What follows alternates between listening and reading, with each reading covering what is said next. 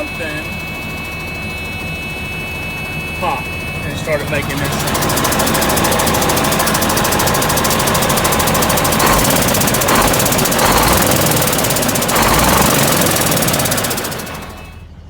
I must have wired something in wrong. All my lights work, but the strobes aren't. Excuse me. So I wired them into the little running light on the outside right here instead of going to the brake light. So I got my meter, my blaster's meter. It's intrinsically safe for explosives, but no, it works. It's a regular meter. Just it's had work done on it to make it intrinsically safe to check explosives. But anyway, I'm gonna check my wires where I connected the strobes to, and see, maybe I have them flipped around or something, but we'll get it working. I think I got a good load coming out. I'm waiting on the Raycon right now, but 2,600 miles for 10.3, 30 feet, 10,000 pounds coming out of Laredo. I got a drop in Plano, Searcy, then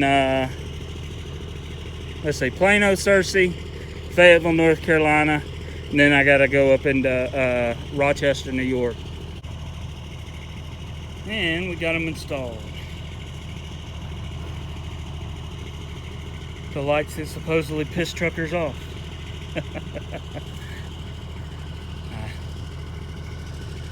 Hopefully they'll do the job. Keep a car from going underneath this trailer. Oh, so got the Raycon. Little correction. It's Plano, a pickup in Laredo, a drop in Plano, drop in Searcy, drop in Fayetteville, North Carolina, a drop on Long Island, New York. That's fun. Last time it wasn't actually that bad. New York actually surprised me. I went through rush hour, and the longest I had to wait in traffic was 15 minutes going over the bridge coming from the north side of New York onto Long Island. I think this one's got me coming south of New York City and then going across the bridge to Long Island. But I got to drop in Long Island and then drop in Rochester, New York. So the like I said, it's 10,000 pounds, 30 feet, paying 10.2. 10.2, and I did the miles on it. It is 2,776 miles. So that comes out to $3.67. 3.674. Blah blah blah blah blah blah blah blah blah. The other numbers don't matter. Well, they do. They always matter. Don't ever let anyone tell you they don't. Every little bit, half cent, quarter cent, it all adds up in the end. Pearsall, Texas. This is your local ag pilot and self-proclaimed weatherman coming to you with a live feed of a building cumulonimbus cloud right over Frio, heading to Pearsall. Maybe a little on the north side, but there's a tiger in them clouds for sure. Sorry, Dad. It's not my fault.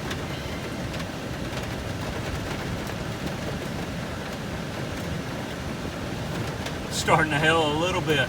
Just a little bit. Oh! There's a Circle K over there. I'm going to try to get to it, Dad. Save your truck. I promise. If these folks would hurry up. Oh. It's very, oh, yep, there it is. Ugh. Looks like I'm going to owe you a, oh my God. A dent repair job, Dad.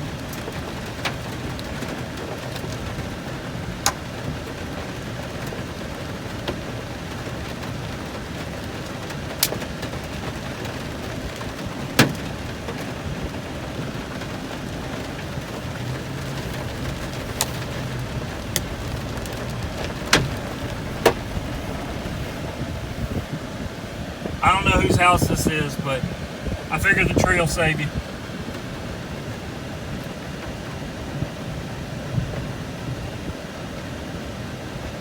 Everyone was turning into the Circle K, so this is the best I could do, Dad. Some of you may be saying, you're 38 years old. Why are you still driving Daddy's truck? Well, see, what had happened was I haven't had a personal truck in probably 17 of the 18 years, well, 16 of the 18 years that I was in the oil field. So the last 16 years I haven't had a personal truck. I've always had a company truck, and I've always had the ability to use the company truck as a personal truck. Take it on vacations, do whatever I want with it.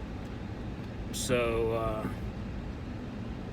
when I got out of the oil field, I didn't have a truck. Thought about buying one, and I am going to buy one, but why buy one right now? My dad is nice enough to let me use his truck.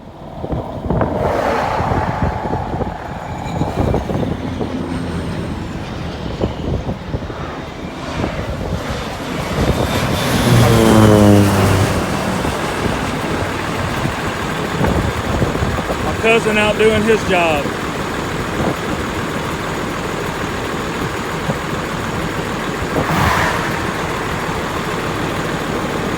What a fun career he had.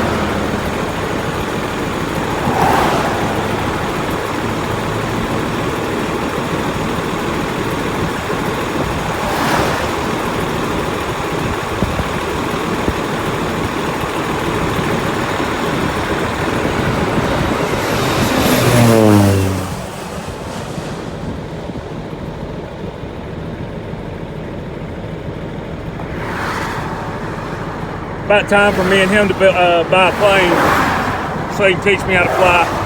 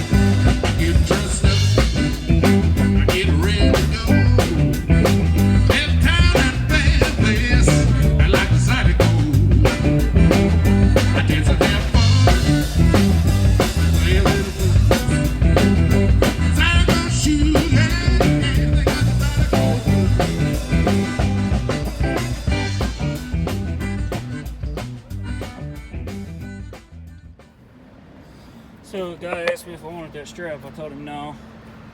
I have enough as it is, so he threw it in that dumpster over there. But the problem I'm running into is where these are bolted down are sitting right here. And I have some of the rubber ones, but I only have a couple of them. So what I'm gonna do is I'm gonna take this strap and cut it in sections. Lay that strap down under my strap and then winch down on these. And I should be good. We'll see how it works. Feel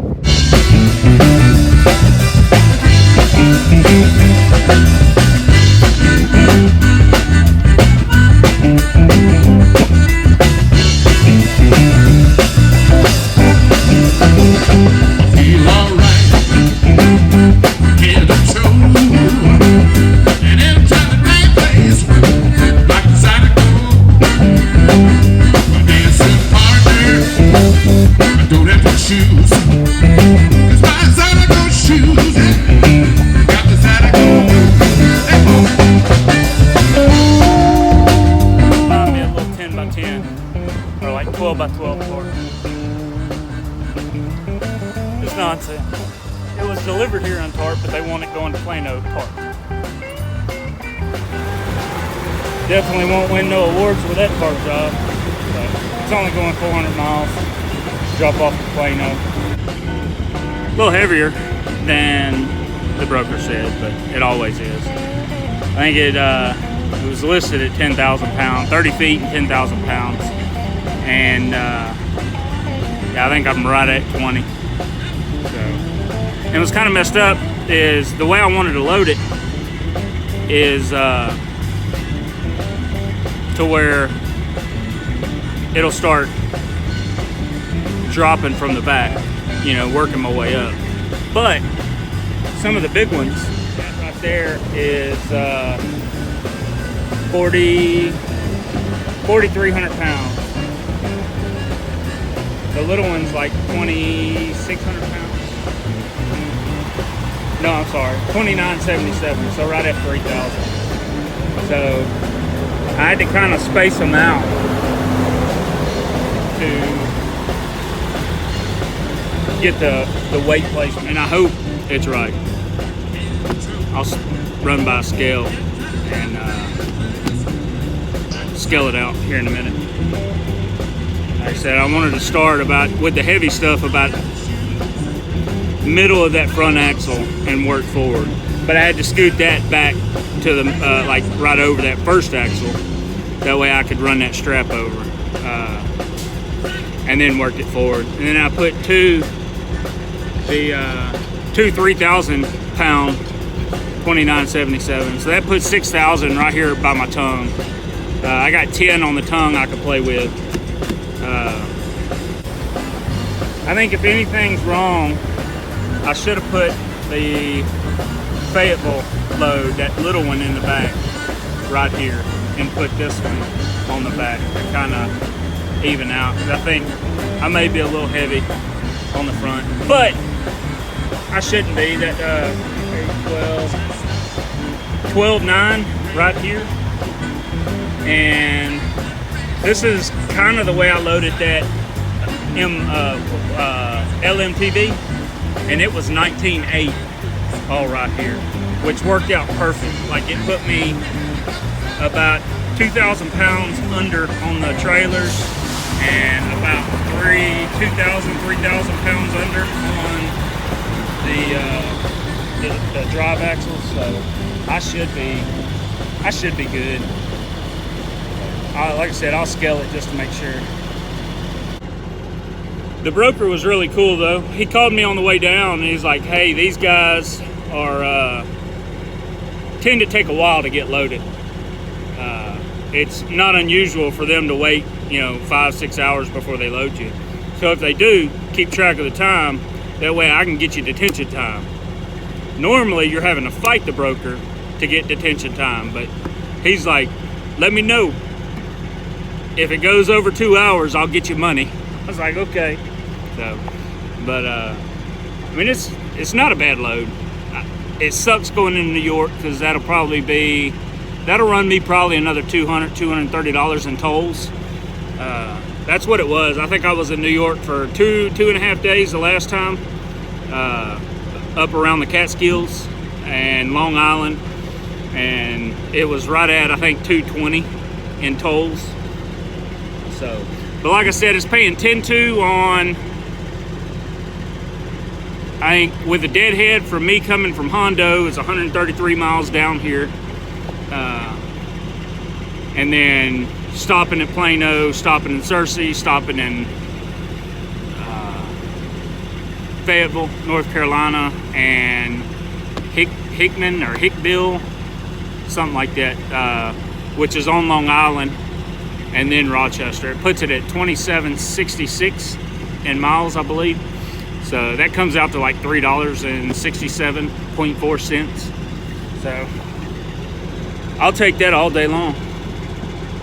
And like I said, what I'm hoping, once I know what I could scale, or once I go across the scale and I know what my steers or what my drives are, I ain't too worried about my steers. Once I figure out what I got on my drives and what I have on the trailer, that'll give me an idea of what I could put up here. Because once I drop Plano, that'll open up the top deck, which will give me 8 feet, 10 feet if I didn't have that box on. But That'll give me 8 foot on the top deck, and then when I drop Cersei, I'll probably have, if they'll do it, I'll see if they'll move the Fayetteville up here, and that will give me from here, because that's Hickman, these two right here, that'll give me from there back plus the top deck to load on. So see if we can't throw more money on it. And we are on the road. I am 50,000 pounds. I'll throw the Catskill in right here.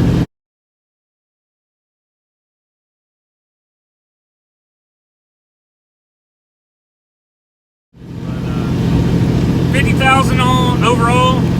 I think I'm 23 on the trailer axles, so I'm 1,000 under on that. And I think it was 17 and some change on the drive axles. So, who's ready for them level ones, baby? I am. Oh, guess what? Guess who doesn't have an oil leak anymore? That would be this guy.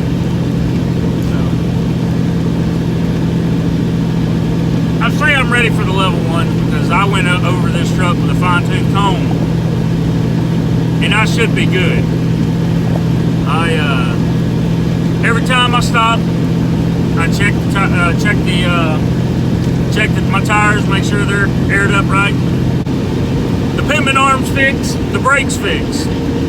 That's all that Missouri State Trooper or DOT lady can find. So hopefully. On the way down here, I passed the scales. They flagged me on through. There's been a lot of state troopers with trucks pulled over on the side of the road, but I haven't got pulled over yet. So I'm curious to see how this trip is up to New York. Yeah, I wouldn't mind having 3 or 4 level ones just to bring that percentage down. Because I only had one. I only got one in the system, and I had one out of service due to the pivot arm, which, like I said, was my fault. So right now my CSA scores, or whatever it's called, is 100%, and the national average is like 20%. So I got to get some more inspections under my belt and bring that percentage down. Also, we'll see how this truck does. Fingers crossed, baby. Like I said, I think I'll be good. I got the parts changed out that needed to be changed, so I think I'll be alright. Well, I'll alert y'all later. Peace. Well, something popped and started making this sound.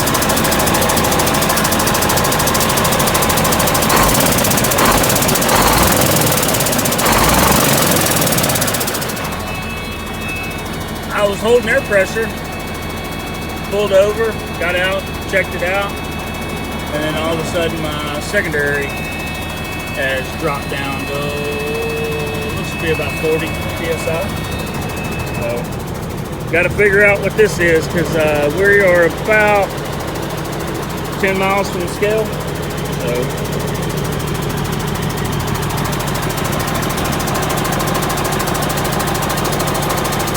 crawl up underneath here, see what I can find. It's on top of the tranny, whatever it is, so I'm going to have to pull the boot off so I can get to it. So you can see it bouncing.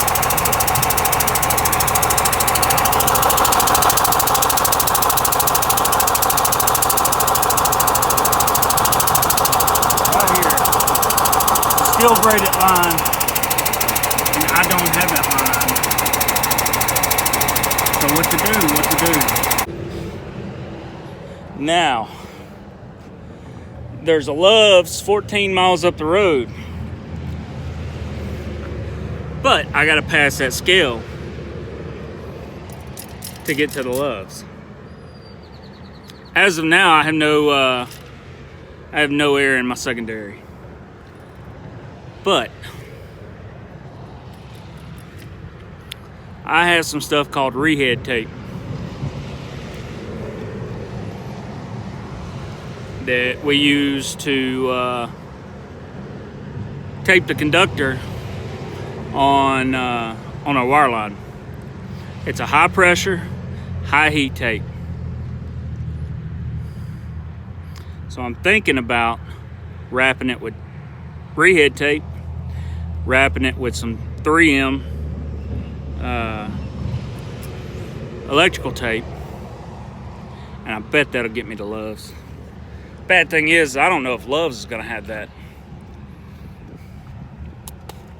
But I'd rather be at a truck stop than sitting on the side of the road. I think I'm gonna work a little magic on it, just to get me 14 miles up the road. This ain't to get me the rest of the trip. So let's see how this turns out. I'll let you know in a minute. All right, so another change of plans. Couldn't find my rehead tape. I guess, I don't know if I took it out or what. So I had the good 3M black tape. I taped it up, and I got thinking, man, I need a hose. If I had a hose I could zip tie over the black tape, I black taped the crap out of it. So I'm thinking, I'm like, okay, well, 110, 120 PSI, maybe it'll hold, maybe it won't. I need a piece of hose. I'm trying to think where I had one at one time in the side box. Where did it go? Just a piece of like rubber, like a radiator hose. And I got thinking, I used it. So I'm fixing to unuse it and reuse it. I installed it on the AC compressor right here, just to keep it from rubbing. It don't rub, but I didn't want to take the chance. So this hose clamp's coming off, that hose clamp's coming off. That is going over this steel secondary line, or steel braided secondary line, and it's going on the truck. So what do y'all think? Y'all think it'll hold?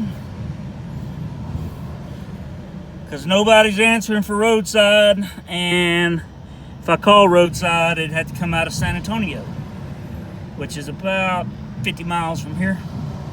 So we will see here in just a second. Moment of truth.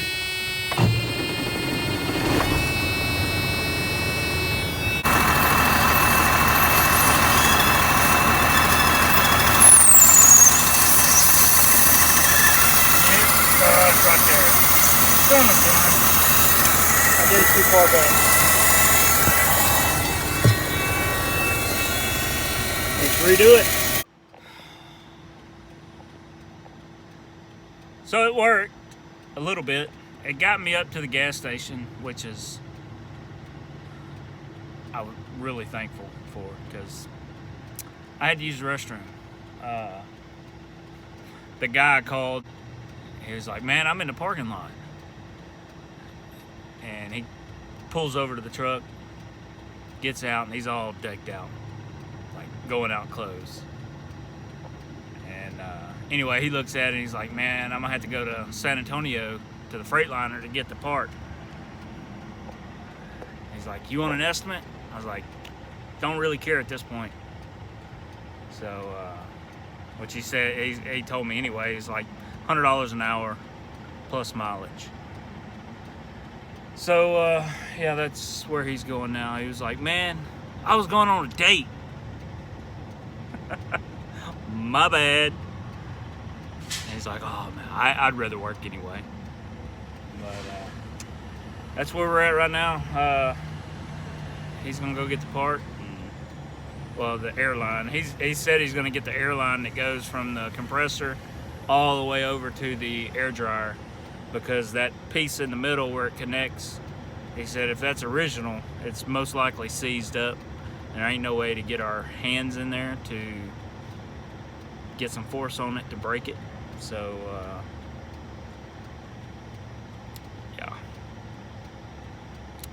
that's the current situation. So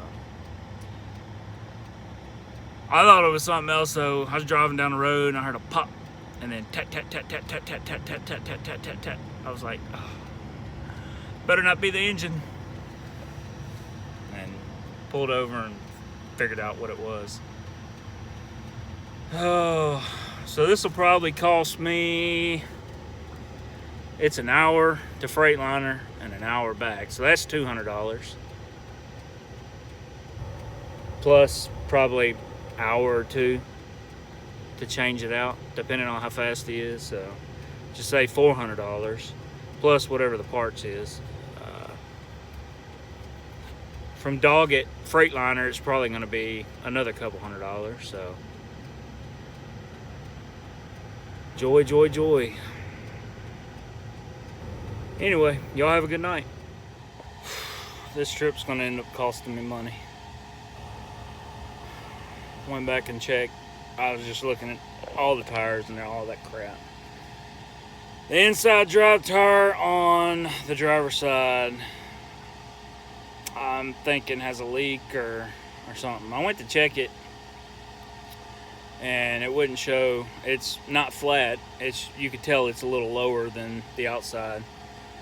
I went to check it and it wouldn't read on my gauge. So I pulled the valve extender off and checked it right at the valve stem on the tire, and it wouldn't read. So I took my little tool out, pulled the valve stem out, and nothing's coming out. So there's got to be something wrong with that valve stem.